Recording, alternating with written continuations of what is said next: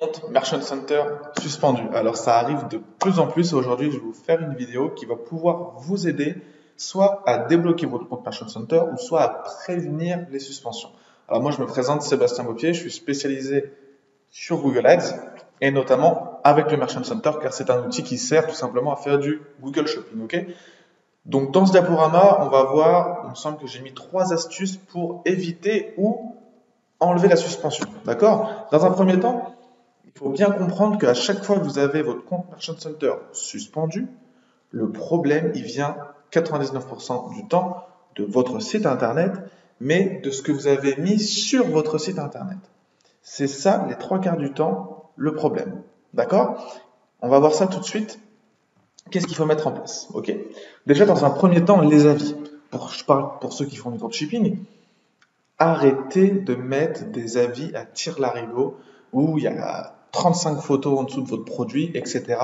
Ça freine le Merchant Center. Quand Google passe sur votre site et qu'il voit un produit et il y a 150 avis avec je ne sais pas combien de photos, alors que le site vient d'être créé, voilà, il se rend compte qu'il y a peut-être un petit problème, d'accord? Donc, ne mettez pas d'avis au tout début quand vous lancez votre Merchant Center. J'ai mis le screenshot à droite d'une conversation avec quelqu'un qui est venu me voir et qui m'a dit voilà, je comprends pas, mon compte Merchant Center est bloqué. Je lui ai répondu attention avec les avis. Voilà. 2 semaines après, merci pour votre aide, mon compte Merchant Center est de nouveau actif. Voilà. Pourquoi? Parce qu'il a tout simplement enlevé les avis. Il a attendu que Google refasse un tour sur son site internet et la suspension a été levée, tout simplement. Donc arrêtez de mettre des avis à tire-larigot. Si vous voulez, dans la description, il y a un guide ultime contre les suspensions, Google Ads, Merchant Center, etc. qui est disponible. C'est dans la description. J'ai recensé tout ce qu'il faut faire, pas faire pour pas se faire suspendre le compte, pour récupérer son compte. Il y a tout dedans. C'est vraiment le guide ultime. Dès que vous avez une suspension, vous regardez ce guide et vous n'aurez plus aucun problème. Si ça vous intéresse, c'est le premier lien dans la description. Ok? Ensuite, quelque chose d'autre à ne pas faire, c'est de mettre des timers en mode plus que 10 minutes pour la réduction de moins de 50%. On oublie. Plus que 3 articles en stock. Pareil, on oublie. Google, il met en avant l'expérience utilisateur.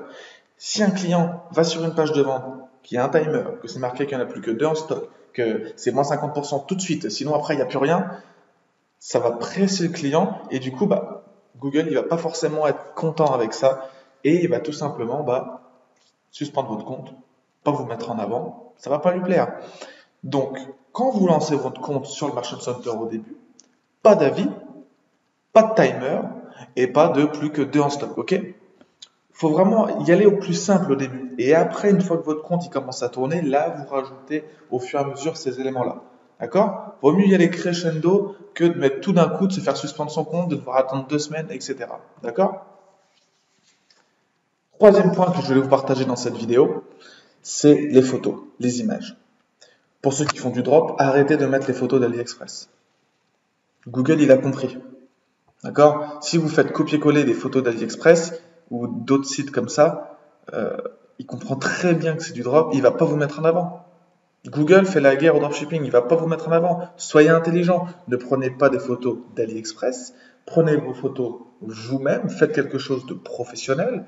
Sinon, prenez des photos peut-être de produits de vos concurrents qui sont identiques aux produits que vous vendez, mais pas des produits qui viennent d'AliExpress. Ou alors, vous pouvez, un petit tips aussi, vous pouvez renommer vos photos. Parce que des fois, vous prenez les photos d'AliExpress et le titre de la photo, c'est AliExpress, truc, bidule, machin. Pareil, Google, il va vous striker, il va pas aimer, votre compte Merchant Center va bloquer. Donc, si aujourd'hui, vous avez votre compte Merchant Center qui est bloqué, regardez ces 3 éléments. Est-ce que vous avez les timers? Oui, enlevez-les. Est-ce que vous avez beaucoup d'avis? Oui, enlevez-les. Est-ce que vous avez des photos d'AliExpress? Oui, changez-les. Mettez ces 3 actions-là en place et regardez après ce que le Merchant Center vous dit tout simplement si votre compte est encore bloqué ou pas. D'accord? Sinon, vous téléchargez le guide dans la description, le premier lien.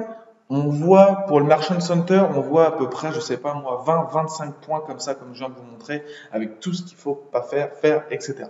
D'accord? Donc sinon, vous téléchargez ce petit guide-là. À chaque fois que vous avez un problème, vous le regardez, vous réglez votre problème et vous pouvez tout simplement continuer après de vendre vos produits sur le Google Shopping. Le Google Shopping en e-commerce, c'est un des outils les plus rentables. Vous devez y faire attention. Votre compte Merchant Center, vous devez y faire attention comme si, voilà, c'est votre gagne-pain, c'est quelque chose qui vous fait gagner de l'argent.